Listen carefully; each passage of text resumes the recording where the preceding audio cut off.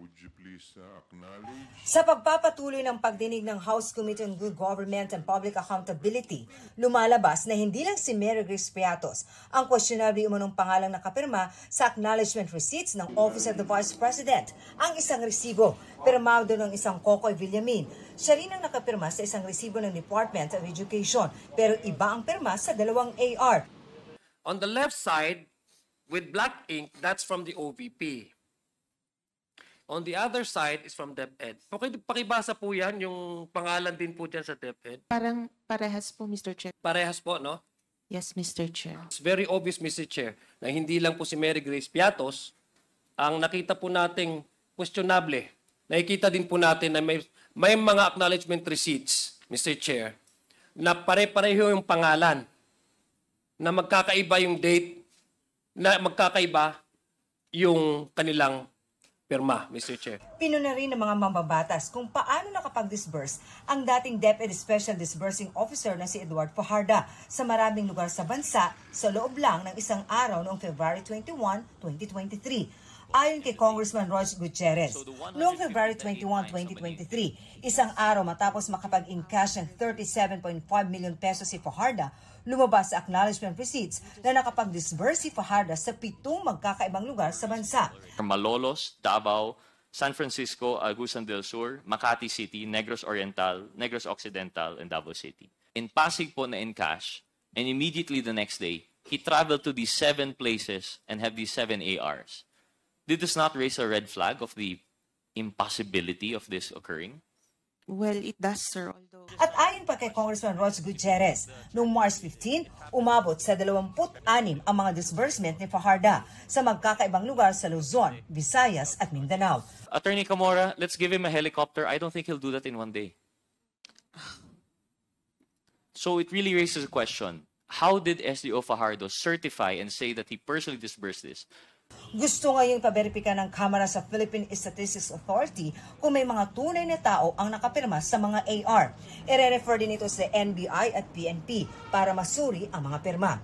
Isa si Fajarda sa mga opisyal ng OVP na hindi sumipot sa pagdinig ngayong araw sa kabila ng pagkaka-cite in contempt ng komite. No-show rin sina dating Deputy Assistant Secretary Sunshine Chari Fajarda, OVP Special Disbursing Officer Gina Acosta at Assistant Chief of Staff and Bids and Awards Committee Chair Lemuel Ortonio. Si Ortonio muling ipinakontempt ng komite at iniutos na makulong sa bikutan sa loob ng 10 araw. Sumulat umano si Ortonio na pupunta siya sa hearing at hiniling na alisin ang contempt order laban sa kanya pero di siya dumating. Hindi dumalo sa pagdinig ngayong araw si Vice President Sara Duterte na dati nang nagsabing nasasayang lang ang kanyang oras dahil hindi naman daw siya tinanong nang huli siyang dumalo rito. Dati nang sinabi ng bise na walang maling paggamit sa kanyang confidential fund. Ganito rin ang sinabi ng bise sa kanyang sulat sa komite, pero sabi ng komite hindi nila tinanong ang bise nung dumalo ito dahil hindi naman daw siya under oath. Makailang beses din daw nilang inibitahan ang Vice President. Ang dumalo sa hearing kanina, Chief of Staff ni VP Sara na si Artene Zulaika Lopez. I am purely handling, as I mentioned, operational concerns. Although I would wish to answer really respectfully as regards the matter of the confidential expenses, it is something that I have not really been privy to from the very beginning. Lumabas sa pagdinig na sinulatan ni Lopez ang Commission on Audit para sabihan itong huwag sundin ang sampina ng Kamara na nagpapasumiti ng mga audit report nito tungkol sa confidential funds ng OVP. Sabi niya, alam daw ito ni Vice President Sara Duterte. That letter does not in any way seek to undermine the power of Congress. It is simply a request from to the Commission of Audit, given that there is still an ongoing audit investigation. That's why we requested that since hindi pa naman po natatapos yung audit, hindi naman po din tama na ibibigay na muna yung ganong documents. But Attorney Lopez, that is not a call for you to make. Right? Your Honor, it was precisely because you are the agency that is being investigated. You're asking another agency not to cooperate with Congress when an ongoing investigation is happening.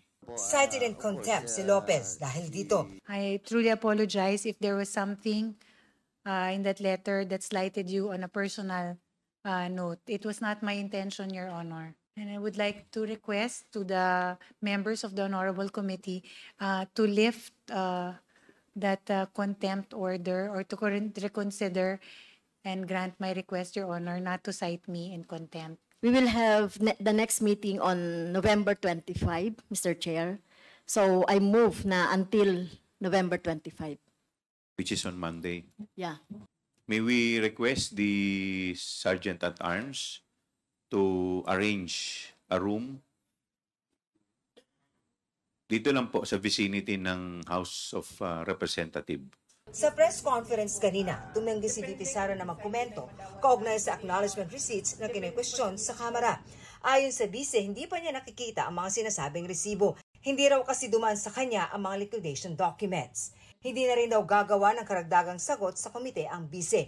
Bahala na raw ang mga kongresista sa kanilang gagawin. Hindi rin daw niya pinipigilan ang mga empleyado ng OVP na dumalo sa mga pagdinig. Insufficient daw and hindi nila tanggapin. So hindi na rin ako nagsabit, hindi na rin ako nag-asayang gumawa pa ng affidavit. So padayon lang sila sa ilahang debate. O padayon lang po ng bagyo sa ilahang bagyo sa pag-agi din sa ato. Wala po lang VP Inday. Atin po ba kayo sa next na hearing? Well, it remains to be seen, sir, no? Sa pagkakaroon, case-to-case basis may kung depende kung kinsay dunay madawat na invitation. Para sa GMA Integrated News, Marisol Abduraman, ang inyong saksi. Nga mo attend, wala po nagsulti sa ilaha nga ayaw attend. Ang ako ang yung perming ginasulti sa ilaha, kinahanglan magdesisyon mo, kinahanglan pahibalon mi sa inyong desisyon. Mga kapuso, maging una sa saksi. Mag-subscribe sa GMA Integrated News sa YouTube para sa iba't ibang balita.